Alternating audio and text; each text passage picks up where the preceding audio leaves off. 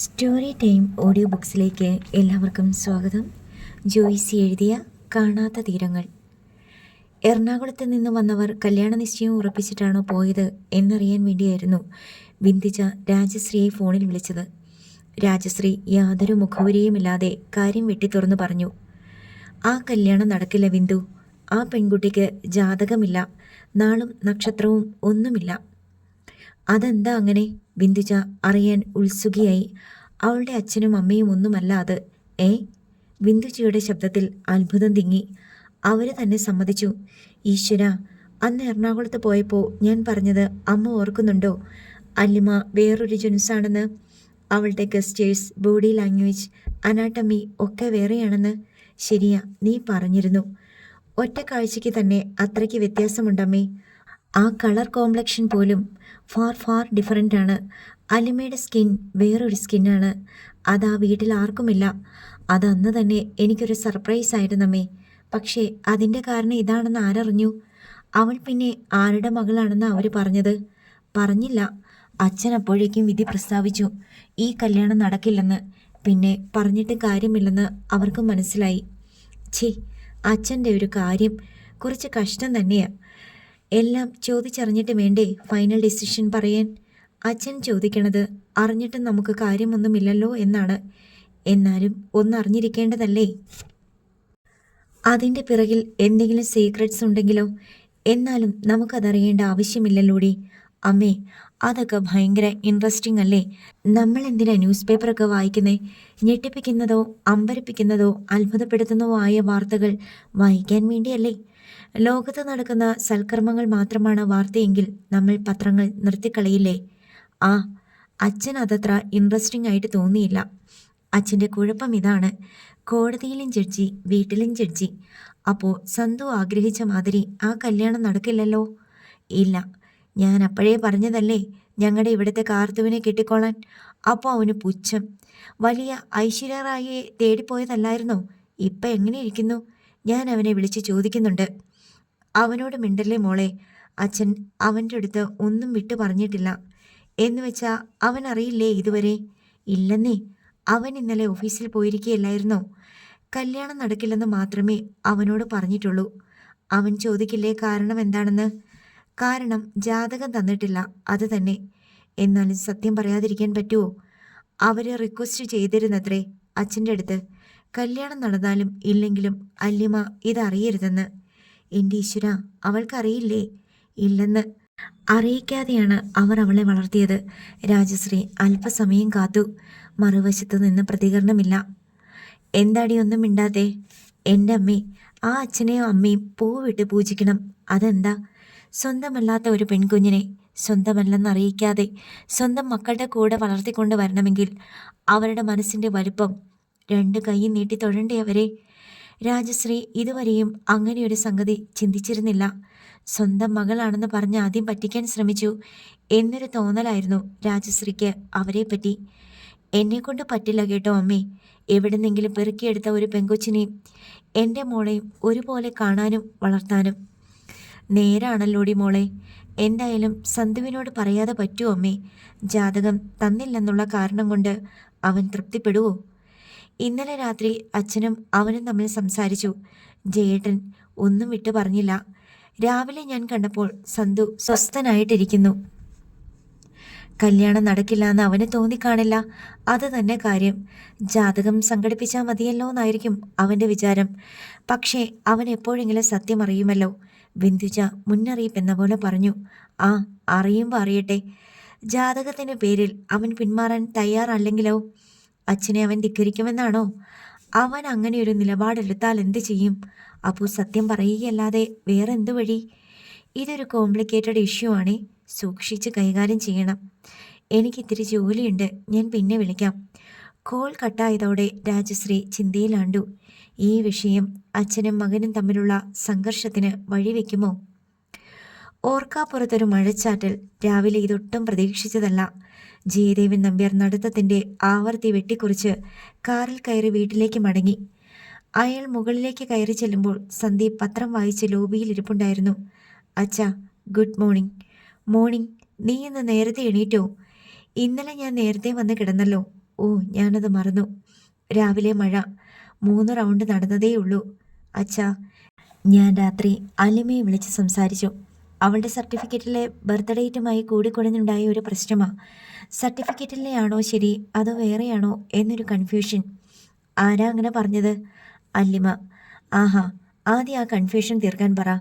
നമുക്കിപ്പോൾ സർട്ടിഫിക്കറ്റിലെ birth date തന്നെ കണക്കാക്കിയാൽ പോരെ? അതെങ്ങനെ ശരിയാകും? അവർക്ക് പോലും നിശ്ചയമില്ല.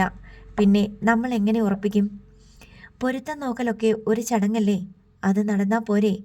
അതിനു വേണ്ടി നമുക്ക് ബർത്ത് സർട്ടിഫിക്കറ്റിലെ ഡേറ്റ് തന്നെ ഫിക്സ് ചെയ്യാം.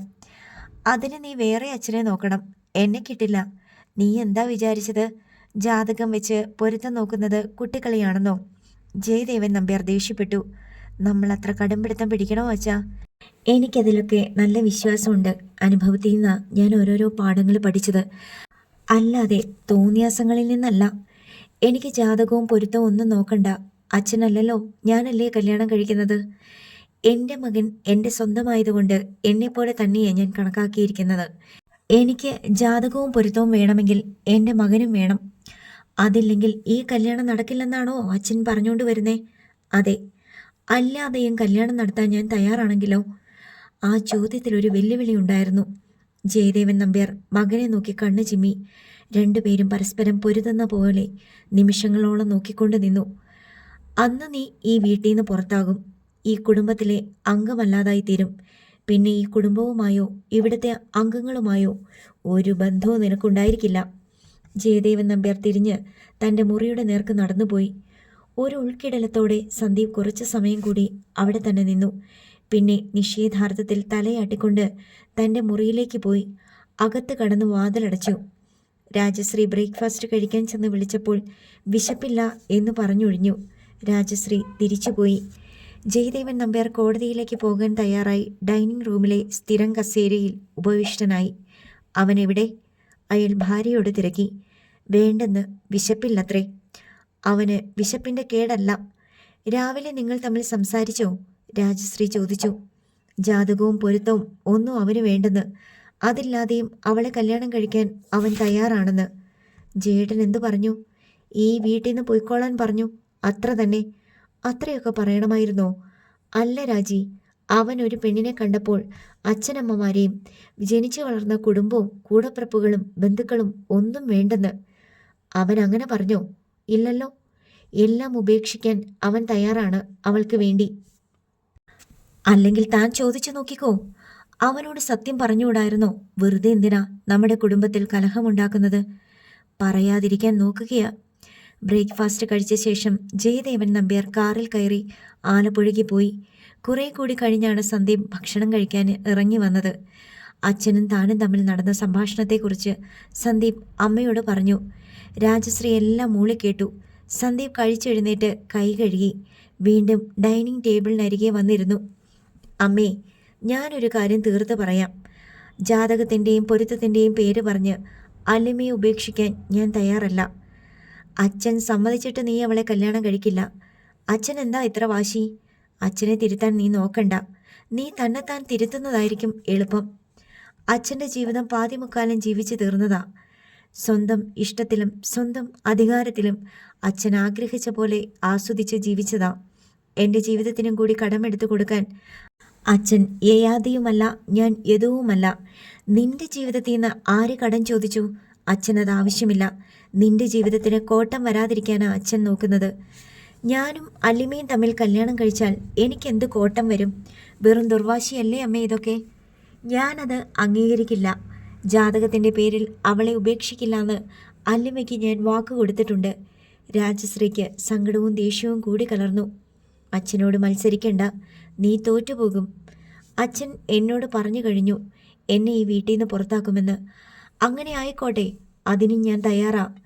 അത് എൻ്റെ തോൽവിയാണെന്ന് അച്ഛനും അമ്മയ്ക്കും തോന്നുമായിരിക്കും. പക്ഷേ എനിക്കെൻ്റെ വിജയമാണ്.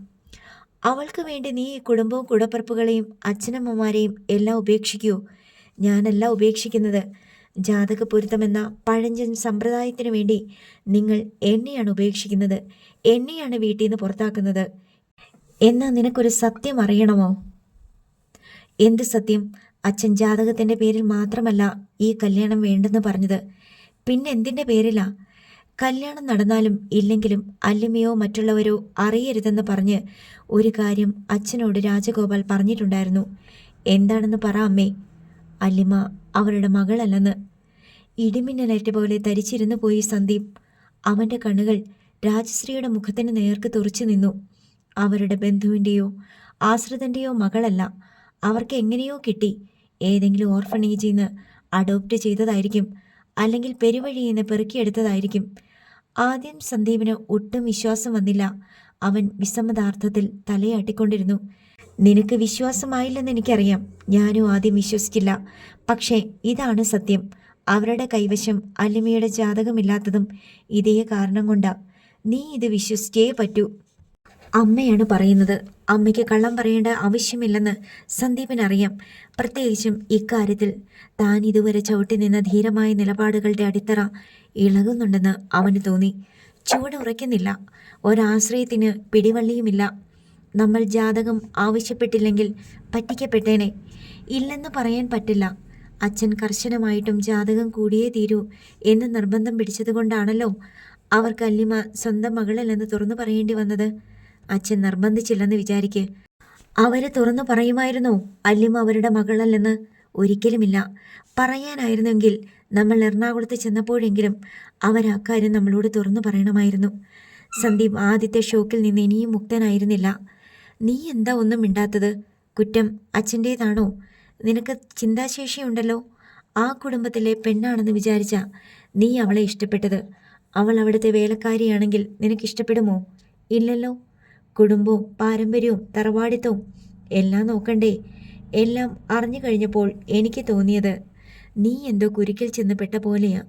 സന്ദീപ് ഒന്നും മിണ്ടാതെ എഴുന്നേറ്റു. മുഖം താഴ്ത്തി കോണിപ്പടി ചുവട്ടിലേക്ക് നടന്നു. നീ അല്ലിമയെ വിളിക്കൂ, ഇക്കാര്യം ചോദിക്കൂ ഒന്നും ചെയ്യരുത്. നിനക്ക് എന്തെങ്കിലും സംശയമുണ്ടെങ്കിൽ അവളുടെ അച്ഛനെ വിളിച്ച് സംസാരിക്കാം. പക്ഷേ എല്ലാം അച്ഛനോട് ചോദിച്ചിട്ട് മതി. സന്ദീപ് കോണിപ്പടി കയറിപ്പോയി റൂമിൽ ചെന്ന് കട്ടിലിരുന്നു. ആരോ വഞ്ചന കാട്ടിയതുപോലെ ഒരു തോന്നൽ മനസ്സിൽ വന്ന് നിറഞ്ഞു. അവരെല്ലാവരും ഒത്തുചേർന്ന് മറച്ചു വെക്കുകയായിരുന്നോ? അച്ഛൻ പറഞ്ഞതാണ് സത്യം. ജാതകത്തെപ്പറ്റി സംസാരിക്കാതെ അവർ ആദ്യം മുതലേ ഒഴിഞ്ഞു മാറുകയായിരുന്നു. അല്ലിമ പോലും ഒന്ന് സൂചിപ്പിച്ചില്ല. ജാതകക്കാര്യം സംസാരിച്ചപ്പോൾ അവൾ അതുണ്ടെന്നോ ഇല്ലെന്നോ പറഞ്ഞില്ല. ബർത്ത് ഡേറ്റിനെ പറ്റി ചോദിച്ചപ്പോൾ ബർത്ത് സർട്ടിഫിക്കറ്റിലെ തീയതിയും ശരിക്കും ജനിച്ച തീയതിയും തമ്മിൽ ഒരു കൂട്ടിക്കുഴച്ചിലുണ്ടെന്ന് മാത്രമാണ് പറഞ്ഞത്.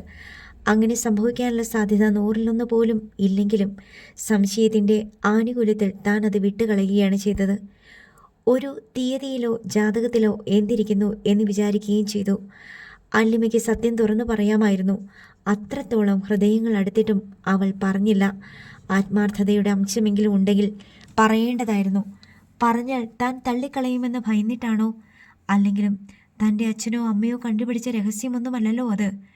അല്ലിമയുടെ മാതാപിതാക്കൾ തന്നെ അച്ഛൻ്റെ മുന്നിൽ വെളിപ്പെടുത്തിയതല്ലേ? ചതിക്കാനോ പറ്റിക്കാനോ ഉദ്ദേശമുണ്ടെങ്കിൽ സത്യം തുറന്നു പറയില്ലല്ലോ. അവർ അറിയിച്ചില്ലെങ്കിൽ താനോ തൻ്റെ വീട്ടുകാരോ ഒരിക്കലും അങ്ങനെ സംശയിക്ക പോലുമില്ലായിരുന്നു. പക്ഷേ കഴിഞ്ഞ ദിവസം രാത്രി സംസാരിച്ചപ്പോഴും അല്ലിമ തന്നോട് സത്യം പറയാതെ മറച്ചു പിടിക്കുകയല്ലേ ചെയ്തത്. അവളുടെ ജന്മതീയതി സംബന്ധിച്ച് തർക്കവും സംശയവും ഉണ്ടെന്ന് പറഞ്ഞെങ്കിലും അവൾ യഥാർത്ഥത്തിൽ ആരാണെന്ന് വെളിപ്പെടുത്തിയില്ല. അത് മനഃപൂർവ്വമാണെന്ന് കരുതാതിരിക്കാൻ വയ്യ. സന്ദീപിന് എന്തെന്നില്ലാത്തൊരു തളർച്ച തോന്നി. തൻ്റെ തന്നെ വില കെട്ടുപോയ പോലൊരു തോന്നൽ.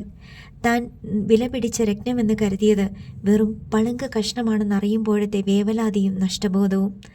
സന്ദീപ് തൻ്റെ ഫോൺ എടുത്തു. അത് സ്വിച്ച് ഓഫ് ചെയ്തു വെച്ചു. ആരും തന്നെ വിളിക്കണ്ട. ഒരായുധവും പ്രയോഗിക്കാതെയും ഹൃദയത്തിന് മുറിവേൽക്കുമെന്നും ആ മുറിവിൻ്റെ വേദന അണയ്ക്കാൻ മരുന്നുകളൊന്നുമില്ലെന്നും ആ വേദനയിൽ മനുഷ്യൻ നിസ്സഹായനും നിസ്സാരനുമായി ചുരുങ്ങിപ്പോകുമെന്നും അവന് മനസ്സിലായി.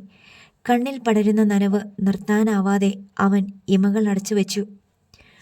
ലിവിംഗ് റൂമിൽ നിന്ന് ഉച്ചത്തിലുള്ള സംസാരം കേട്ടിട്ടാണ് ശ്രീലക്ഷ്മി കിച്ചണിൽ നിന്ന് അവിടേക്ക് ചെന്നത്.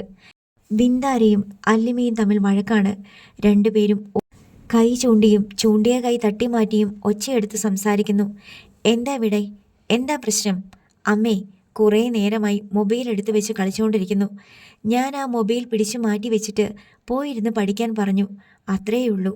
അല്ലിമ ശ്രീലക്ഷ്മിയോട് പരാതിപ്പെട്ടു. എനിക്കറിയാം പഠിക്കണോ വേണ്ടയോ എന്ന്. ചേച്ചി എന്നെ പഠിപ്പിക്കണ്ട. ഒരു പഠിത്തക്കാരി വന്നിരിക്കുന്നു. വിന്ദാര നിന്ന് കിതച്ചു. നിനക്ക് നിന്റെ ചേച്ചി പറയുന്നത് അനുസരിക്കാൻ എന്താ ഇത്ര മടി? മൊബൈലിൽ കളിക്കേണ്ട സമയമാണോ ഇത്? അവൾ പറഞ്ഞതിൽ എന്താ തെറ്റ്? ശ്രീലക്ഷ്മി വിന്ദാരയെ ശാസിച്ചു. അമ്മ എപ്പോഴും അവളുടെ പക്ഷത്തേ നിൽക്കൂ. അവളും പഠിച്ചുകൊണ്ടിരിക്കുന്നവളല്ലേ. ഇതിനിടയ്ക്ക് പ്രേമിക്കാൻ പോയി. ഇവിടെ ആർക്കും ഒരു കുഴപ്പവും ഇല്ല. ഞാനായിരുന്നെങ്കിലോ എന്നെ തല്ലിക്കൊന്നേനെ. അവൾ എന്ത് ചെയ്താലും ആർക്കും ഒരു പ്രശ്നവും ഇല്ല. സിവിൽ സർവീസിന് പോകാനിരുന്നവളാ അതുപേക്ഷിച്ച് വല്ലവൻ്റെ പുറകെ നടക്കണത്. അച്ഛനും അമ്മയ്ക്ക് നോ പ്രോബ്ലം. അവൾ ഏതവൻ്റെയും കൂടെ പോയിക്കോട്ടെ. ബിന്ദു, നീ സൂക്ഷിച്ച് സംസാരിക്ക്. അല്ലിമ വിന്ദാരയുടെ നേർക്ക് ചൂണ്ടിയ വിരൽ നിന്ന് വിറച്ചു. ഇല്ലെങ്കിൽ ഇയാൾ എന്തു ചെയ്യും? ഭീഷണിയൊന്നും വേണ്ട. വിന്ദാര ചേർത്ത് നിന്നു. ബിന്ദു, നീ വായടയ്ക്ക്. എന്നോടല്ല, ഇവളോട് പറ വായടയ്ക്കാൻ. എൻ്റെ അടുത്തോട്ടാ ഇവള് തട്ടിക്കയറാൻ വന്നത്. എന്താ പ്രശ്നം എന്നറിയോ? മറ്റവനെ ഫോണിൽ വിളിച്ചിട്ട് കിട്ടുന്നില്ല. അതിൻ്റെ ഫ്രസ്ട്രേഷൻ. മറ്റവനോ? ആരാടി മറ്റവൻ? അല്ലിമയുടെ മുഖം ചുവന്ന് വിറകൊണ്ടു. അവൻ തന്നെ. ആ വായി നോക്കി. അവൻ ഇയാൾക്ക് വലുതായിരിക്കും. എനിക്ക് അവൻ വെറും പെറുക്കിയ തെണ്ടി ചെറ്റ. വിന്ദാര അല്ലിമയോടുള്ള ദേഷ്യം മുഴുവൻ ആ വാക്കുകളിൽ കുത്തിത്തിരുകി. അല്ലിമ കൈ വീശി ഒരടി വെച്ചു കൊടുത്തു. അതോടെ കയറിയ വിന്ദാര വായിൽ വന്നതെല്ലാം വിളിച്ചു പറഞ്ഞു. വിറഞ്ഞു കയറിയാൽ അവളുടെ നാക്കിന് പിന്നെ ബെല്ലും ബ്രേക്കുമില്ല. ശ്രീലക്ഷ്മി അവളെ പിടിച്ചു തള്ളി പിന്നോട്ട് മാറ്റി. ഇല്ലെങ്കിൽ തിരിച്ചടിക്കാനും തയ്യാറായി കൈ ഊങ്ങിക്കൊണ്ട് നിൽക്കുകയാണ്. അമ്മ പറ, ഇവളെന്തിനാ എന്നെ തല്ലിയത്? നിന്റെ വായിന്ന് വന്ന വർത്തമാനം അത്ര നല്ലതായതുകൊണ്ട്, ശ്രീലക്ഷ്മി പറഞ്ഞു. നീ അവളോട് സോറി പറയണം. പിന്നെ എൻ്റെ പട്ടി പറയും. നീ എന്തൊക്കെയാ അവളെ വിളിച്ചത്? എടി പോടി നീ. അതിന് നീ സോറി പറഞ്ഞേ പറ്റൂ. അപ്പോൾ അവൾ എന്നെ തല്ലിയതോ? എന്നോടാരും സോറിയും പറയണ്ട, ഒന്നും പറയണ്ട.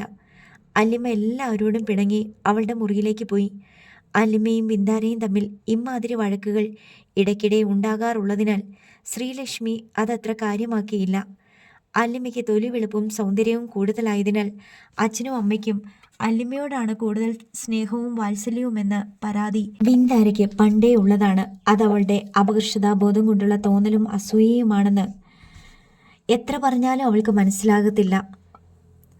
കുറേ കഴിഞ്ഞ് ശ്രീലക്ഷ്മി ചെന്ന് നോക്കിയപ്പോൾ അല്ലിമ ചുമരി ചാരി കാൽമുട്ടുകളിന്മേൽ മുഖം ചരിച്ചു വെച്ച് കിടക്കയിലിരിപ്പുണ്ട്. നീ എന്താ ഇങ്ങനെ ഇരിക്കുന്നേ? എന്താ നിന്റെ പ്രശ്നം? ഒന്നുമില്ല. എന്താണെന്ന് പറ. ഒന്നുമില്ല എന്ന് പറഞ്ഞില്ലേ? പെണ്ണെ, എന്നെ വെറുതെ ദേഷ്യം പിടിപ്പിക്കല്ലേ. ശ്രീലക്ഷ്മി താക്കീത് ചെയ്തു. നീ സന്ദീപിനെ വിളിച്ചോ? ആ വിളിച്ചു. എന്നിട്ട്? സ്വിച്ച് ഓഫ് ചെയ്തു വെച്ചിരിക്കുന്നു. അതിൻ്റെ അർത്ഥം നിനക്ക് മനസ്സിലായില്ലേ? അല്ലിമ സൂക്ഷിച്ചു നോക്കി. ഇല്ല, മനസ്സിലായില്ല. സന്ദീപിന് അവൻ്റെ അച്ഛൻ പറയുന്നത് അനുസരിക്കാതെ പറ്റില്ല. ആ വീട്ടിലെ അവസാന വാക്ക് ജഡ്ജി ഏമാൻ്റേതാണ്. അത് മനസ്സിലാക്കിയിട്ടാണ് അച്ഛൻ നിന്നോട് പറഞ്ഞത് കല്യാണം നടക്കില്ലെന്ന്. അത് അവരുടെ മാത്രം കുറ്റമല്ലല്ലോ. ആണോ? എൻ്റെ മാത്രം ജാതകമില്ല. ബിന്ദുവിൻ്റെയും വിശാഖിൻ്റെയും ഉണ്ട്. എൻ്റെ ജനന തീയതി പോലും അച്ഛനും അമ്മയ്ക്കും കൃത്യമായിട്ട് അറിയില്ല. അത് അവരുടെ കുറ്റമാണോ? ഞങ്ങളുടെ തെറ്റാണെന്ന് സമ്മതിച്ചു. ശ്രീലക്ഷ്മി പറഞ്ഞു. എന്തുകൊണ്ടാ എൻ്റെ മാത്രം ഓർമ്മയിലില്ലാതെ പോയത്? ഞാൻ നിങ്ങളുടെ മോളല്ലേ? ആ ചോദ്യം ശ്രീലക്ഷ്മിയുടെ നെഞ്ചിൽ ചെന്ന് തറച്ചു. അച്ഛനും അമ്മയും ആഗ്രഹിക്കാതെ ജനിച്ചതാണോ ഞാൻ? ഒരു കുഞ്ഞിനെ പ്രസവിച്ച അമ്മയ്ക്ക് ആ ദിവസം ഏതാണെന്ന് അറിയില്ല എന്ന് വെച്ചാ? അല്ലിമയുടെ സ്വരത്തിൽ അമർഷം തുളുമ്പി. ഡേറ്റ് അറിയില്ല, ഡേയും അറിയില്ല. എനിക്കിത് വിശ്വസിക്കാൻ കുറേ പ്രയാസമുണ്ട്. ഈ കല്യാണം ഇഷ്ടമില്ലാഞ്ഞിട്ട് അച്ഛനും അമ്മയും കൂടി ഞങ്ങൾ മനഃപൂർവ്വം കെട്ടിച്ചമച്ചതാണെന്നോ? ആണോടി? എനിക്ക് അങ്ങനെയും സംശയമുണ്ട്. ഞങ്ങൾ നിന്റെ കല്യാണം മുടക്കാൻ ശ്രമിക്കുകയാണെന്ന് അല്ലേ? നിങ്ങൾക്ക് ആദ്യം മുതലേ ഇഷ്ടമില്ലായിരുന്നല്ലോ. അതെനിക്കറിയാം. എൻ്റെ മോളെ, നീ നിന്റെ ഇഷ്ടം പോലെ കരുതിക്കൂ. എനിക്കൊന്നും പറയാനില്ല. ശ്രീലക്ഷ്മി അവളെ തനിയെ വിട്ടിട്ട് പോയി. അല്ലിമ ഫോൺ എടുത്ത് വീണ്ടും സന്ദീപിനെ വിളിച്ചു. Switched off. രാജശ്രീ പലതവണ മുട്ടി വിളിച്ചതിന് ശേഷമാണ് വാതിൽ തുറക്കപ്പെട്ടത്. കിടന്നുറങ്ങാനും സമ്മതിക്കില്ലേ? കണ്ണ് രണ്ടും തിരുമ്മിക്കൊണ്ട് സന്ദീപ് ചോദിച്ചു. ഇത്ര വേഗം നീ ഉറങ്ങിയോ? എന്നും രാവിലെ ഞാൻ അങ്ങനെയല്ലേ. ഇന്നെന്താ പ്രത്യേകത? എനിക്ക് തോന്നി നീ ഉറങ്ങിയില്ലെന്ന്. നിന്റെ കണ്ണെന്താ കലങ്ങിയിരിക്കുന്നേ? പാതി ഉറക്കത്തിൽ നിന്ന് വിളിച്ചുണർത്തിയാൽ പിന്നെ കണ്ണ് നക്ഷത്രം പോലെ ഇരിക്കുമോ? നീ എന്തിനാ ദേഷ്യപ്പെടുന്നേ? നിന്റെ ഒച്ച അടഞ്ഞിരിക്കുന്നല്ലോ. നീ കരഞ്ഞോ? ഉറക്കിലോ? എനിക്കറിയില്ല. നീ ഫോൺ സ്വിച്ച് ഓഫ് ചെയ്ത് വെച്ചിരിക്കുകയാണോ? അതെ. അതെന്തിനാ? പറഞ്ഞില്ലേ അമ്മയോട് ഞാൻ ഉറങ്ങാൻ കിടന്നതാണെന്ന്. ഫോൺ ഫുൾ വോളിയത്തിൽ വെച്ചോണ്ട് ആരെങ്കിലും ഉറങ്ങാൻ കിടക്കുവോ? ബിന്ദു നിന്നെ കുറേ പ്രാവശ്യം വിളിച്ചെന്ന് പറഞ്ഞു. നീ ഫോൺ ഓഫ് ചെയ്യാറില്ലല്ലോ. സൈലൻ്റ് ആക്കി വെക്കുമല്ലേ ചെയ്യാറ്? എനിക്ക് ഓഫ് ചെയ്ത് വെക്കണം എന്ന് തോന്നി വെച്ചു. ചേച്ചിക്കിപ്പോൾ എന്നെ വിളിക്കേണ്ട കാര്യമെന്താ? എനിക്കറിയില്ല, നീ തന്നെ ചോദിക്ക്. എന്ത് കാര്യമാണെങ്കിലും ഞാൻ ഉറങ്ങി എണീറ്റിട്ട് വിളിച്ചോളാം. ഇപ്പോൾ ഞാൻ എന്തായാലും ഫോൺ ഓൺ ചെയ്യാൻ ഉദ്ദേശിക്കുന്നില്ല.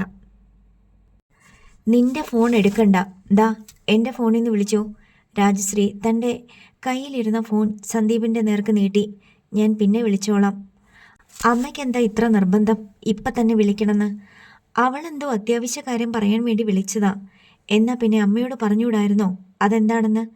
സംസാരിച്ച് നിൽക്കുന്നതിനിടെ രാജശ്രീയുടെ ഫോൺ റിങ് ചെയ്തു. ദാ അവൾ പിന്നെയും വിളിക്കുന്നു. രാജശ്രീ കോൾ അറ്റൻഡ് ചെയ്തു. ഹലോ ബിന്ദു, ഞാൻ അവൻ്റെ അടുത്ത് കൊടുക്കാം. രാജശ്രീ ഫോൺ സന്ദീപിൻ്റെ നേർക്ക് നീട്ടി. അവൻ ഒഴിഞ്ഞു മാറാൻ നിവൃത്തിയില്ലാതായി. അമ്മ വെച്ച് നീട്ടിയ ഫോൺ വാങ്ങി അവൻ പരുഷ സ്വരത്തിൽ ഹലോ പറഞ്ഞു. എടാ, നിന്നെ എത്ര നേരമായിട്ട് ഞാൻ വിളിക്കുന്നു. നീ എന്തിനാ ഫോൺ ഓഫ് ചെയ്ത് വെച്ചേക്കുന്നത്? ചേച്ചിക്ക് എന്താ പറയാനുള്ളതെന്ന് വെച്ചാ അത് പറ. നിനക്കെന്താ ദേഷ്യം പോലെ? ദേഷ്യം പോലെയല്ല, ഞാൻ ദേഷ്യപ്പെട്ട് തന്നെ നിൽക്കുക. എന്തെങ്കിലും പറയാനുണ്ടോ? ഇല്ലെങ്കിൽ ഫോൺ വെച്ചേക്ക്. ഞാൻ നിന്നോടൊരു ആശ്വാസവാക്ക് പറയാൻ വേണ്ടി വിളിച്ചതാ. അമ്മ എൻ്റെ അടുത്ത് എല്ലാം പറഞ്ഞു. എന്ത് പറഞ്ഞു എന്ന്? അല്ലിമയുടെ കാര്യം. നിനക്ക് വലിയ വിഷമമായി പോയിന്ന് എനിക്കറിയാം. നീ അത്രയ്ക്ക് ആഗ്രഹിച്ചതല്ലേ. സാരമില്ല, ഞാൻ സഹിച്ചു. മിന്നുന്നതെല്ലാം പൊന്നല്ല എന്ന് ഇനിയെങ്കിലും നീ തിരിച്ചറിയണം. വലിയൊരു ചതിയിൽപ്പെട്ട് പോകേണ്ടതായിരുന്നു നീ. ആരുടെയൊക്കെയോ സുഹൃതം കൊണ്ട് കഷ്ടിച്ച് രക്ഷപ്പെട്ടെന്ന് കരുതിക്കോ. നമ്മൾ ആരെയും കണ്ണുമടച്ച് വിശ്വസിക്കരുത്. മുറ്റത്തെ മുല്ലയ്ക്ക് മണമില്ലെന്ന് വിചാരിക്കുകയും ചെയ്യരുത്. അതിൽ ഒളിപ്പിച്ചു വെച്ചിരുന്ന സൂചിമുന സന്ദീപ് കണ്ടു. ഇതാണോ ചേച്ചിയുടെ ആശ്വാസവാക്ക്? കുത്തും കോമയും മുള്ളും മുനയും എല്ലാം ഉണ്ടല്ലോ. നിന്നെ ഉപദേശിക്കേണ്ട കടമ എനിക്കില്ലേ? ഞാൻ നിന്റെ ചേച്ചിയല്ലേ? നീ ഒരു കാര്യം ഓർത്താൽ മതി. മനുഷ്യജീവിയാണോ? തമ്മിൽ ചതിക്കും, വഞ്ചിക്കും, ദ്രോഹിക്കും, മോഷ്ടിക്കും, കള്ളം പറഞ്ഞും പറ്റിക്കും, എന്തും ചെയ്യും. ജന്തുക്കളെ അത്രയും പേടിക്കണ്ട. ആരെ പറ്റിച്ചെന്നാ ചേച്ചി പറയുന്നത്? അവരെ സത്യം തുറന്നു പറയുകയല്ലേ ചെയ്തത്? അതിൻ്റെ പേരും പറ്റിക്കൽ എന്നാണോ? എന്തുകൊണ്ടാ പറഞ്ഞത്? ജാതക പ്രശ്നം ഒരു തീരാമുട്ടിയായിട്ട് മുന്നിൽ കിടന്നതുകൊണ്ട് അല്ലേ? ഇല്ലായിരുന്നെങ്കിലോ? ശരി, എനിക്കെല്ലാം മനസ്സിലായി. ചേച്ചി ഫോൺ വെച്ചോ. സന്ദീപിന് മുഷിഞ്ഞു. തിരുത്താൻ നിനക്ക് ഇനിയും സമയമുണ്ട്. വൈകിപ്പോയിട്ടില്ല. നിന്റെ കല്യാണക്കാര്യമൊന്നും ഞാൻ ഇവിടെ ആരോടും പറഞ്ഞിട്ടില്ല. ഞാൻ വെക്കുക. സന്ദീപ് കോൾ കട്ട് ചെയ്ത് ഫോൺ അമ്മയെ ഏൽപ്പിച്ചു. ദൈവത്തെ ഓർത്ത് അമ്മ ഇങ്ങനത്തെ ഓരോ കോളും കൊണ്ട് എൻ്റെ അടുത്തേക്ക് വരില്ലേ. ഞാൻ എന്തുകൊണ്ടാണ് ഫോൺ സ്വിച്ച് ഓഫ് ചെയ്ത് വെച്ചിരിക്കുന്നതെന്ന് അമ്മയെങ്കിലും മനസ്സിലാക്കണം. എനിക്ക് ആരെയും കാണണ്ട, ആരുടെ ശബ്ദവും കേൾക്കണ്ട. എന്നെ തനിയെ വിട്. ഇന്നൊരു ദിവസമെങ്കിലും എന്നെ ഡിസ്റ്റർബ് ചെയ്യല്ലേ. രാജശ്രീ അനുകമ്പയുടെ മകനെ നോക്കുക മാത്രം ചെയ്തു. അവർ പിന്തിരിയുമ്പോഴേക്കും വാതിൽ അടഞ്ഞു കഴിഞ്ഞു. വൈകുന്നേരം ജയദേവൻ നമ്പ്യാർ വീട്ടിലെത്തിയപ്പോഴേ മനസ്സിലായി സന്ദീപ് ജോലിക്ക് പോയിട്ടില്ല. കാർ പോർച്ചിൽ കാർ കിടപ്പുണ്ട്. മഴച്ചാറ്റിലുണ്ടായതിനാൽ രാജശ്രീ കുട എടുത്തുകൊണ്ട് ഇറങ്ങിച്ചെന്നു. സന്ദീപിൻ്റെ കാർ കിടക്കുന്നതിനാൽ വീട്ടിൽ നിന്ന് വേറിട്ട് സ്ഥിതി ചെയ്യുന്ന ഷെഡിലാണ് നമ്പ്യാർ കാർ പാർക്ക് ചെയ്തത്. രാജശ്രീ നിവർത്തി പിടിച്ച കുടക്കീഴിൽ നടന്നുകൊണ്ട് നമ്പ്യാർ ചോദിച്ചു. അവൻ കലഹിച്ചിരിക്കുകയാണോ ജോലിക്ക് പോലും പോകാതെ? എല്ലാവരോടും ദേഷ്യമാ. ഉച്ചയ്ക്ക് ഉണ്ടില്ല. വിളിക്കാൻ ചെന്നപ്പോൾ വാതിൽ തുറന്നതേയില്ല. രാജശ്രീ പറഞ്ഞു. സത്യം തിരിച്ചറിയുമ്പോൾ അതെല്ലാം മാറിക്കൊള്ളും, നമ്പ്യാർ പറഞ്ഞു. സിറ്റൗട്ടിൽ കയറി രാജശ്രീ കുടമടക്കി. ഇനി എന്തറിയാനാ? ഒന്നുമില്ല. താൻ പറഞ്ഞു അവനോട്. പിന്നെ പറയാതെ? ഞാനത് വേണ്ട പോലെ കൈകാര്യം ചെയ്തോളാമെന്ന് പറഞ്ഞിരുന്നതല്ലേ. അവൻ അച്ഛനോട് ഭയങ്കര ദേഷ്യം. ജാതകം ചോദിച്ചത് തെറ്റായിപ്പോയി. അവൾക്ക് വാക്കുകൊടുത്തു. വേണ്ടി വന്നാൽ എല്ലാം ഉപേക്ഷിച്ചിറങ്ങിപ്പോയിക്കോളയും. ഞാനതെല്ലാം കേട്ടുകൊണ്ടിരിക്കണോ? മറ്റുള്ളതെല്ലാം പോട്ടെ. അവൻ ജയേട്ടനെ കുറ്റം പറഞ്ഞപ്പോൾ എനിക്കിഷ്ടപ്പെട്ടില്ല. അതവൻ്റെ ചോരത്തിളപ്പ്. എല്ലാ മക്കളും അങ്ങനെയാടോ. നമ്മൾ എന്തിനാ വെറുതെ വല്ലവർക്കും വേണ്ടി നമ്മുടെ മോനെ പിണക്കുന്നേ? ഉള്ള സത്യം തുറന്നു പറഞ്ഞാൽ നമ്മളോടുള്ള ദേഷ്യം തീരുമല്ലോ. രാവിലെ അവൻ്റെ മനസ്സിൽ അച്ഛനായിരുന്നല്ലോ കുറ്റക്കാരൻ. ഞാൻ കാര്യം പറഞ്ഞ ശേഷം അവൻ അതേപ്പറ്റി ഒരക്ഷരം മിണ്ടിയിട്ടില്ല. അവൻ അവളെ വിളിച്ച് സംസാരിച്ചോ? വിളിക്കരുതെന്ന് ഞാൻ പറഞ്ഞു. ഫോൺ സ്വിച്ച് ഓഫ് ചെയ്ത് വെച്ചിരിക്കുക. ഇപ്പോഴും തുറന്നിട്ടില്ല. ഫോൺ മാത്രമല്ല, വാതിലും. അപ്പോൾ അതാണ് ഉച്ചയൂണ് പോലും വേണ്ടെന്ന് വെച്ചത്. ആഹാ, ആദ്യം സ്വയം ബോധ്യപ്പെടട്ടെ, നമ്പ്യാർ പറഞ്ഞു. പക്ഷേ നല്ല ടെൻഷനുണ്ട് അവന്. ഒരു തവണ ഞാൻ കണ്ടപ്പോൾ കണ്ണൊക്കെ നനഞ്ഞിരിക്കുന്നു. ജയദേവൻ നമ്പ്യാർ ഒന്ന് മൂളിയിരുത്തി. ജയേട്ടൻ ഡ്രസ് മാറിയിട്ട് വാ, ഞാൻ ചായ എടുക്കാം. രാജശ്രീ കിച്ചണിലേക്ക് പോയി. ജയദേവൻ നമ്പ്യാർ റൂമിൽ ചെന്ന് വേഷം മാറി. അതിനുശേഷം സന്ദീപിൻ്റെ റൂമിന് മുന്നിൽ ചെന്ന് വാതിൽ തട്ടി വിളിച്ചു. 2-3 തവണ ആവർത്തിച്ച് തട്ടിയ ശേഷമാണ് വാതിൽ തുറന്നത്. അച്ഛനായിരുന്നു. ഞാൻ ഓർത്തു, നീ എന്താ ഓഫീസിൽ പോകാത്തത്? എനിക്ക് വയ്യായിരുന്നു. എന്തു പറ്റി? അതിന് സന്ദീപ് മറുപടി പറഞ്ഞില്ല. നീ ഊണ് കഴിച്ചില്ലെന്ന് രാജി പറഞ്ഞു. കഴിച്ചില്ല. വാ, ചായ കുടിക്കാം. വേണമെന്നില്ല അച്ഛാ, അച്ഛൻ കഴിച്ചോ? വേണ്ടെങ്കിൽ കഴിക്കണ്ട, പക്ഷേ നമുക്കൊന്നിച്ചിരുന്ന് സംസാരിക്കാമല്ലോ. മനസ്സില്ലാ മനസ്സോടെയാണ് സന്ദീപ് അച്ഛനൊപ്പം ഡൈനിങ് റൂമിലേക്ക് പോയത്. രാജശ്രീ ചായ എടുത്ത് കപ്പുകളിൽ പകർന്നു. നീ ഊണ് കഴിക്ക് സന്തു, ഉച്ചയ്ക്ക് കഴിച്ചില്ലല്ലോ, രാജശ്രീ പറഞ്ഞു. വേണ്ട, ചായ മതി. നിനക്ക് വിശക്കുന്നില്ലേ? അതിന് ഉത്തരമുണ്ടായില്ല. ചായക്കപ്പെടുത്ത് അവൻ മെല്ലെ ചായ മുത്തി. ഉണ്ണിയപ്പത്തിൻ്റെ പ്ലേറ്റ് രാജശ്രീ മകൻ്റെ മുന്നിലേക്ക് നീക്കി വെച്ചു. നീ എന്തിനാ ഫോൺ സ്വിച്ച് ഓഫ് ചെയ്തു വെച്ചത്? അത് ഭീരുത്വമല്ലേ? പ്രശ്നങ്ങളെ നേരിടുകയല്ലേ വേണ്ടത്? ജയദേവൻ നമ്പ്യാർ ചോദിച്ചു. പ്രശ്നങ്ങളെ നേരിടാൻ അച്ഛൻ്റെ അത്രയും എക്സ്പീരിയൻസ് ഇല്ലല്ലോ എനിക്ക്, സന്ദീപ് അതൃപ്തിയോടെ പറഞ്ഞു. ന്യായം നമ്മുടെ ഭാഗത്തുണ്ടെങ്കിൽ ആരെയും ഭയക്കേണ്ട കാര്യമില്ല, ജയദേവൻ നമ്പ്യാർ പറഞ്ഞു. ഓരോരുത്തരുടെ കാഴ്ചപ്പാടനുസരിച്ചല്ലേ ന്യായം. എൻ്റെ ന്യായം വേറൊരാൾക്ക് അന്യായമായിട്ട് തോന്നാമല്ലോ. മറ്റുള്ളവരുടെ ന്യായവും അന്യായവും ശരിയും തെറ്റുമൊന്നും നോക്കിയിട്ടല്ല നമ്മൾ ജീവിക്കേണ്ടത്. നമുക്കൊരു ശരിയുണ്ട്, നമ്മുടെ മനസാക്ഷിക്ക് നിരക്കുന്ന ശരി. അത് നോക്കിയാൽ മതി. മറ്റുള്ളവരുടെ വേദന കാണാത്ത ശരി ശരിയാണെന്ന് എനിക്ക് തോന്നുന്നില്ല. ആരുടെ വേദന? സന്ദീപിൽ നിന്ന് ഉത്തരം വന്നില്ല. നീ ആരെ ഭയന്നിട്ടാണ് ഫോൺ സ്വിച്ച് ഓഫ് ചെയ്ത് വെച്ചിരിക്കുന്നതെന്ന് എനിക്കറിയാം. ഒരൊറ്റയാളെ, അല്ലിമയെ. സന്ദീപ് മൗനം. നിനക്ക് എത്ര ദിവസം ഫോൺ ഓഫ് ചെയ്ത് വെക്കാൻ പറ്റും? എന്നെങ്കിലും നീ ഒരു മറുപടി കൊടുത്തല്ലേ പറ്റൂ. അത് എത്രയും നേരത്തെ ആകുന്നതല്ലേ നല്ലത്. നീയും വിഷമിക്കേണ്ട, അവളെ കൂടുതൽ വിഷമിപ്പിക്കേണ്ട. നമ്മൾ എന്തിനാ നമ്മുടേതല്ലാത്ത ഭാരം താങ്ങുന്നേ? ഞാൻ എന്തു മറുപടിയാ കൊടുക്കേണ്ടത്? നീ കാര്യം തുറന്നു പറയണം. നമുക്ക് ഒളിച്ചു വെക്കാൻ ഒന്നുമില്ല. അവർക്കാണ് അതൊക്കെ ഉള്ളത്. അല്ലിമ്മ ഇപ്പോൾ എത്ര തവണ നിന്നെ വിളിച്ചിട്ടുണ്ടാവും.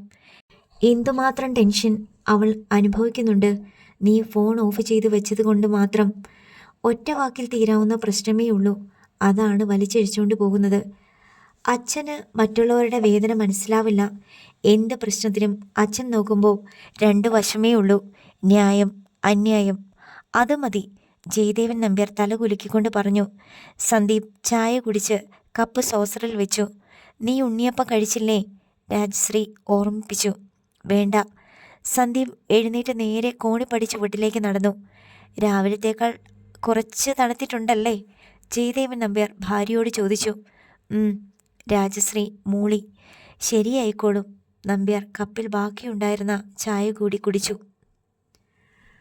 അടുത്ത ഭാഗം നാളെ.